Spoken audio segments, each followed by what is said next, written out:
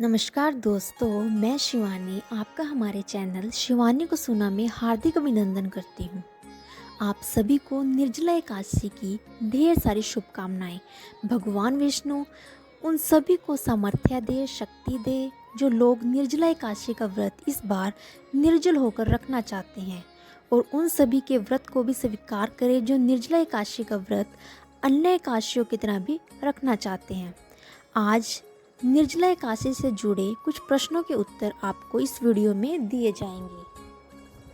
जैसे कि अक्सर कुछ लोग प्रश्न करते हैं कि दशमी तिथि की शुरुआत से जल का त्याग करना चाहिए या जिस दिन तिथि लग जाए उस समय से जल का त्याग करना चाहिए, या जिस तिथि को उपवास रखते हैं उस तिथि से सुबह जल का त्याग करना चाहिए।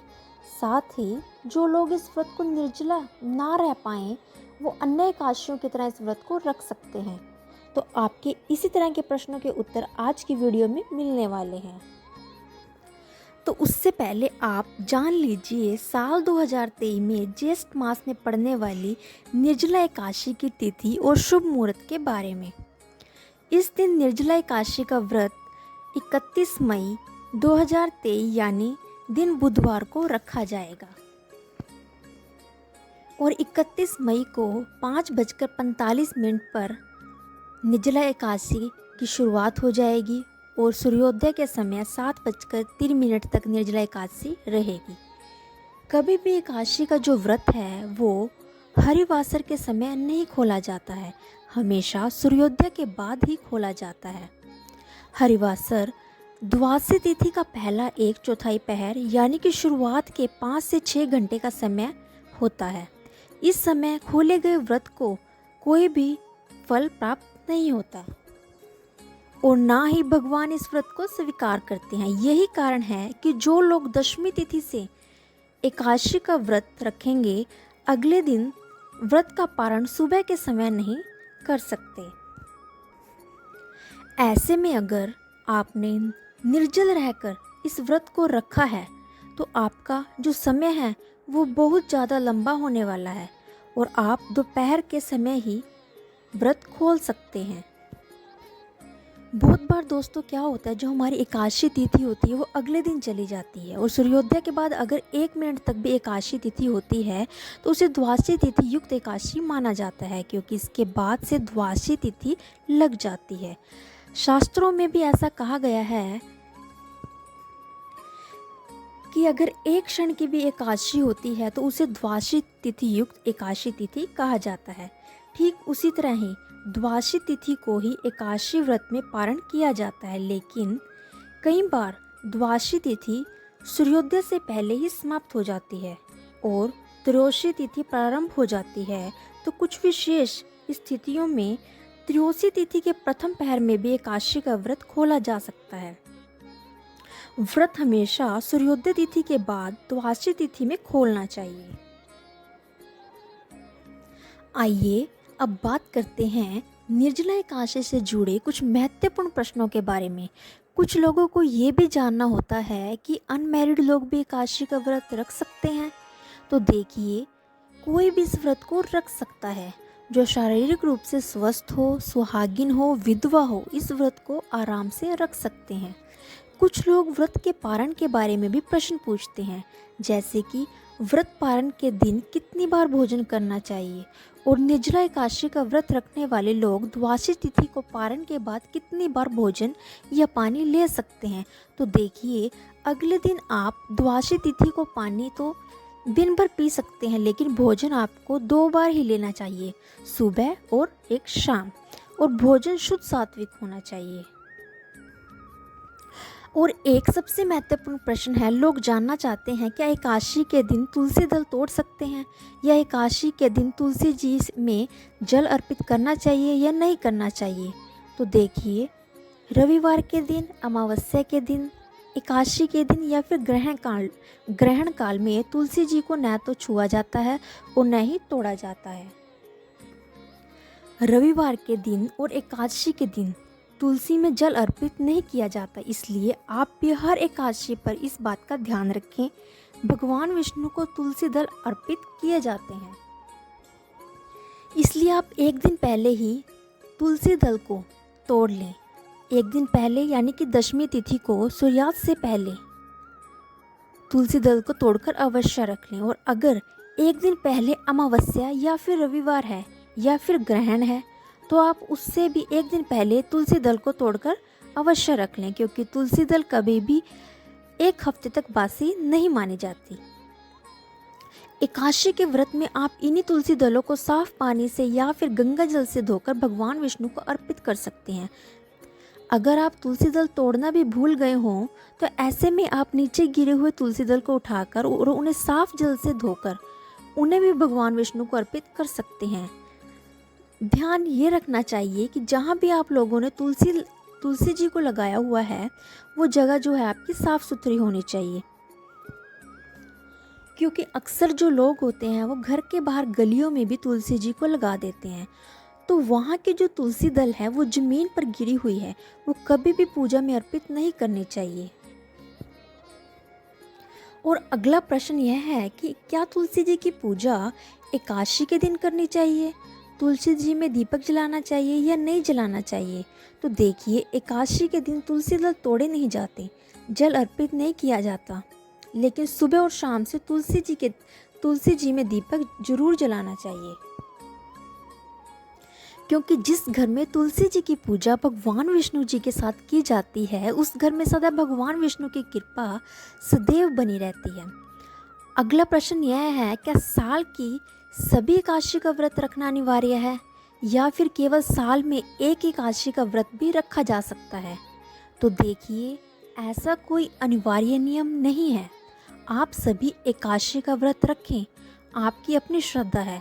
कुछ लोग साल की सभी एकादशी का व्रत रखते हैं, दोनों ही पक्षों की एकादशी का व्रत रखते हैं, तो कुछ लोग साल की एक ही एकादशी यानी कि निर्जला एकादशी का व्रत रखते हैं, तो कुछ लोग साल की मुख्य एकादशी का व्रत भी रखते हैं।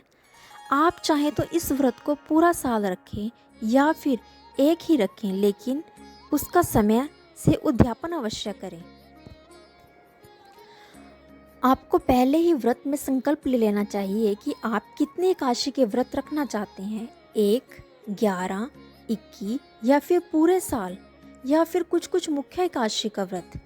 निर्जला एकादशी के व्रत के दिन आप किसी भी एकादशी का व्रत प्रारंभ कर सकते हैं, क्योंकि निर्जला एकादशी का दिन किसी भी एकादशी को शुरू करने का बहुत ही शुभ और अच्छा दिन माना गया है। जो लोग केवल निर्जला एकादशी का व्रत रखना चाहते हैं वो 1, 3, 5 या 7 साल तक इस व्रत को रखकर इस व्रत का उद्यापन भी कर सकते हैं। वैसे तो सभी एकादशी अपने आप में शुभ है, फिर भी अगर आप जानना चाहते हैं कि साल भर में आने वाली कौन कौन सी मुख्य एकादशी व्रत हैं जिनका आप व्रत रखना चाहती हैं, तो आप कमेंट बॉक्स में अवश्य पूछें। कुछ लोग निर्जला एकादशी व्रत में ऐसा भी सोचते हैं कि जल को छूना ही नहीं चाहिए, अगर पानी से मुंह धो लिया जाए तो आपका व्रत टूट जाएगा। तो ऐसा बिल्कुल भी नहीं है। आप सुबह जल से स्नान कीजिए, कुल्ला भी कीजिए, लेकिन इस दिन आपको टूथपेस्ट नहीं करना चाहिए। उस ब्रश से आपको पेस्ट नहीं करना चाहिए जिसे आप हर दिन मुंह में डालते हैं। हो सके तो एकादशी के दिन 8 या 10 बार पानी से कुल्ला कर लीजिए, पानी मुंह के अंदर न जाए, इस बात का विशेष ध्यान रखें।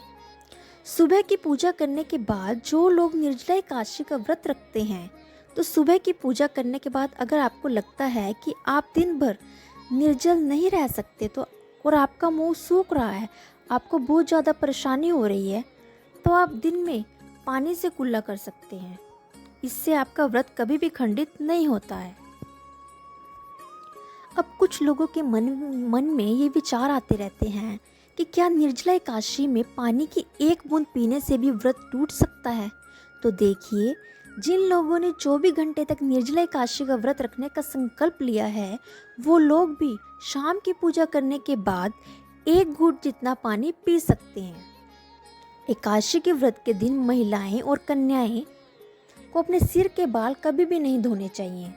हमारे हिंदू धर्म के अनुसार कोई भी व्रत सुबह सूर्योदय से प्रारंभ होता है और सूर्यास्त के समय तोड़ लिए जाते हैं, और कुछ व्रत अगले दिन की सूर्योदय तिथि के समय तोड़ लिए जाते हैं, जैसे कि करवा चौथ व्रत में भी निर्जल रहा जाता है और रात को चंद्रदेव की पूजा करके फिर व्रत को खोल दिया जाता है। लेकिन एकादशी का व्रत एकादशी के सूर्योदय से लेकर द्वादशी के सूर्योदय तक रखना चाहिए। जो लोग निर्जला एकादशी का व्रत नहीं रख सकते वो लोग इस दिन भगवान विष्णु की पूजा करें, व्रत की कथा पढ़ें और आरती अवश्य करें। जिस दिन निर्जला एकादशी का व्रत रखा जाता है उस दिन जल का दान अवश्य करना चाहिए। ऐसे लोगों के लिए उस दिन का निर्जल रहना अनिवार्य नहीं है। निर्जला एकादशी व्रत रखने वाले लोगों को दशमी तिथि के दिन सूर्यास्त के बाद केवल अन्न का त्याग करना है, न कि पानी का। आप दशमी तिथि में रात को जब चाहें 12 बजे से पहले पानी पी सकते हैं। जो लोग निर्जला एकादशी का व्रत सारा दिन ना रख पाएँ तो जब तक संभव हो सुबह से लेकर शाम तक निर्जल रहकर व्रत रखें और शाम को आप जल और फल भी ले सकते हैं। हर व्रत निर्जला एकादशी की तरह नहीं रखा जाता, यानी कि जो लोग निर्जला एकादशी का व्रत रखते हैं वो लोग अक्सर ये भी जानना चाहते हैं क्या इस व्रत में हम निर्जल रहना चाहिए। तो देखिए, एकादशी का व्रत 2 तरह से रखा जाता है, एक जलाहार ग्रहण करके और एक फलाहार सहित। अगर आप फल ग्रहण करना चाहते हैं तो आप रात को फलाहार ग्रहण करना चाहते हो तो आप निर्जला एकादशी के दिन भी ऐसा कर सकते हो, तो फिर वह आपका निर्जला एकादशी व्रत माना नहीं जाएगा। अगर गलती से दशमी तिथि के दिन लहसुन प्याज आपने खा लिया हो तो सूर्यास्त से पहले अच्छी तरह पेस्ट कीजिए, स्नान कीजिए और फिर सूर्यास्त के बाद किसी भी तरह का अन्न ग्रहण नहीं करना चाहिए।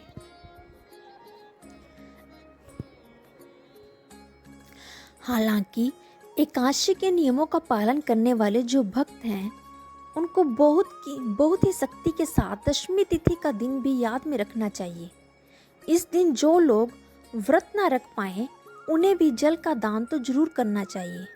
साथ ही जो लोग निर्जल रहकर व्रत रखते हैं उस दिन वो खुद तो जल ग्रहण नहीं करते लेकिन दूसरों को जल पिलाने से पुण्य की प्राप्ति करते हैं। इस दिन मीठे शरबत का दान करना चाहिए। प्यासे लोगों के लिए पानी की व्यवस्था करें। अगर निर्जला एकादशी के समय किसी के घर में सूतक लगा है तो उस समय व्रत नहीं रखा जाता और ना ही पूजा की जाती है। लेकिन आप निर्जला एकादशी के दिन जल का दान किसी भी प्रकार के लोगों के बीच में कर सकते हैं। आप पशु पक्षियों के लिए पानी के पीने की व्यवस्था कर सकते हैं। आप मंदिर में दान न करें पर आप अपने हाथों से लोगों को पानी अवश्य पिला सकते हैं। निर्जला एकादशी के दिन जिन कन्याओं को महिलाओं को पीरियड्स हो रहे हैं और आप तब भी उस व्रत को रखना चाहती हैं तो आप इस व्रत को रख सकती हैं। और अगर आप पहली बार इस व्रत को रखना चाह रही हैं और ऐसे में आपको पीरियड्स हो रहे हैं तो इस एकादशी से आपको अपने व्रत प्रारंभ नहीं करने चाहिए।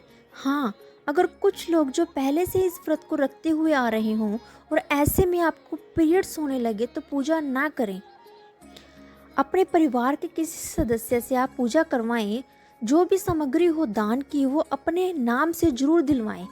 खुद आप पूजा के किसी भी सामग्री को हाथ न लगाएं। भगवान के मंत्रों का मानसिक जाप करें। कथा आप मोबाइल में भी सुन सकती हैं या फिर कोई आपको पढ़ के भी सुना सकता है। और जब पीरियड्स आपके समाप्त हो जाएं तब आप किसी भी सामग्री का दान कर सकती हैं। बस आपको खुद से पूजा इस दिन नहीं करनी है।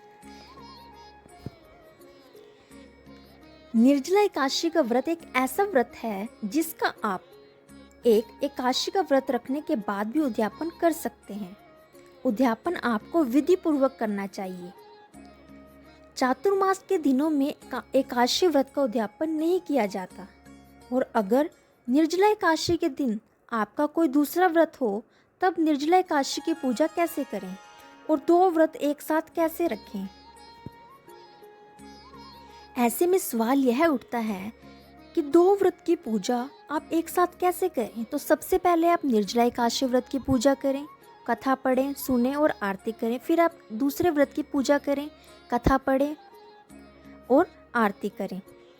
निर्जला एकादशी के जो व्रत है उसमें नमक और तिल का दान एकादशी व्रत में बहुत ही पुण्यदानी माना गया है।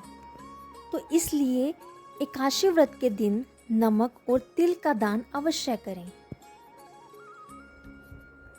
तो ये थी हमारी आज की वीडियो। अगर आपको हमारी यह वीडियो अच्छी लगी हो तो चैनल को लाइक, शेयर और सब्सक्राइब जरूर करें। और अगर आपने अभी तक हमारे चैनल को सब्सक्राइब नहीं किया है तो चैनल को सब्सक्राइब जरूर करें और उसके साथ साथ घंटी वाली बटन को भी ज़रूर दबाएं ताकि आने वाली हर वीडियो की अपडेट आपको टाइम से मिलती रहे। धन्यवाद।